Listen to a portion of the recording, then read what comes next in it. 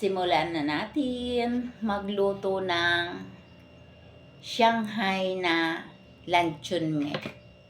Lalo nating gagawing susi yung luto sa luncheon meat. Para hindi naman puro prito na lang ang ginagawa natin. So ayan, simulan ko na ang paggawa ng Shanghai. So ito na nga, inopen ko na yung luncheon meat. So ayan guys, kaya nga binuksan ko sa kabilang dulo para mabilis ko lang siya makuha. Pero may pang-open naman siya dito. At tatanggalin natin siya ng buo. So ayan, para masabi natin luncheon meat talaga yan, pinapakita ko sa inyo. Dahil puro giniling ang ginagawa kong Shanghai. So ayan nga, natanggal ko na sa lata. Malinis ang kamay ko, naghugas ako. Eto, pwede natin siyang durugin naman ng tinidor. O pwede naman natin hiwa-hiwain muna ng ganyan para mas mabilis siyang madurog. And mayroon pang isang paraan para mas mabilis yan madurog. Pwede niyo siyang doon sa lagay, ng keso. Alam niyo yung gano'n. Durugin natin dyan. Hindi pa ako satisfied, kukunin ko yung panggadgad ng keso. Yan. Ganyan sa ginawa ko ng bawang, ay ginadgad ko nga muna yan dyan. Ganyan din ang gagawin natin dahil nga medyo matigas tong luncheon meat natin na to. Dahil kakaiba naman to dun sa ibang brand na malambot. Pero sobrang sarap nito guys. Oh, promise. Sobrang sarap niya. O, nakita nyo na. Napino na siya. Ulit-ulitin lang natin. Hanggang sa matapos. Ang dami ng isang luncheon meat, ano? At titimplahan natin pagkatapos. Naubos ko nang na-grind ang aking luncheon meat. Ang dami ang dami niya guys Ngayon ilalagay na natin yung mga ingredients. 2 carrots. May Shanghai sila.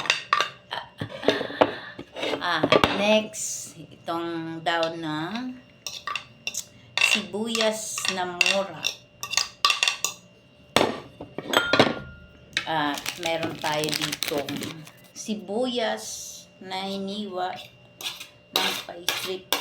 At grind ko din yung bawang para pino. At lalagyan natin siya ng oyster sauce, soy sauce. At lagyan natin ng itlog. Scramble ko muna yung egg. 2 peraso.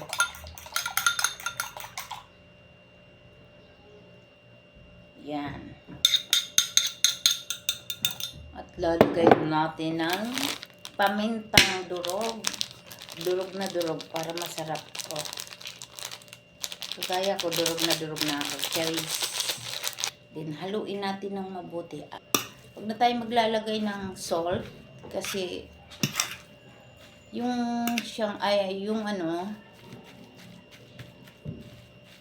may lasa na yung mga nilagay natin na seasoning. At saka yung luncheon meat may lasa na din. Ayaw natin ng maalat. Saktuhan lang. Ayan. Okay na. Ayan na guys. Nagawa ko na yung Shanghai. At ito naman yung cornstarch para pagka binalot natin, madidikit kaagad. At ito yung lumpia wrapper. So, ayan, simulan na natin magbalot ng ating lumpia. Ganito ang sistema ng ating pagbabalot. So, ayan, lagay natin. Halo muna natin yung ayan. Para nakita mo. Hinalo ko muna yung cornstarch na nilagay ko dyan na dinurog. Ay, tinunaw ko. At ito na, magsisimula na tayo. Dahil itong pangbalot natin ay maliit lang, small. O, ayan. Kaganyan na talaga. At igaganyan lang natin ang then ikot ng isa at itupi yung magkabilang dulo at lagyan natin itong pang sara natin na cornstarch. Ayan, madali lang. O, kung gusto natin ng hindi makapalang balot, isa lang ang gagamitin natin. So, ayan siya. Okay guys, hanggang sa maubos natin gawin. So, ayan pa, isa. Maganda yung nakaganito na yan. Kasi kukunin nyo na lang siya. Hindi nyo na i-form dun sa sa pambalot. Hindi na kayo magpo-form. Ayan. Sandaling ganyan lang. Again, magbabalot ulit.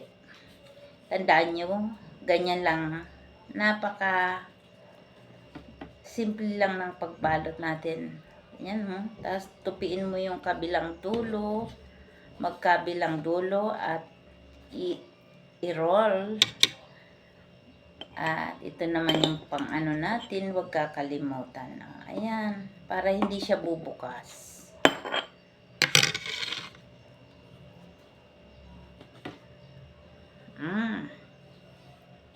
Diba? Mahigpit yung pakabalot natin. O yan, ganyan lang kasimple. Try nyo. At masarap siya, promise. Magugustuhan nyo talaga. Yan na ang finished product. Ang sarap, 'di ba? Try niyo na.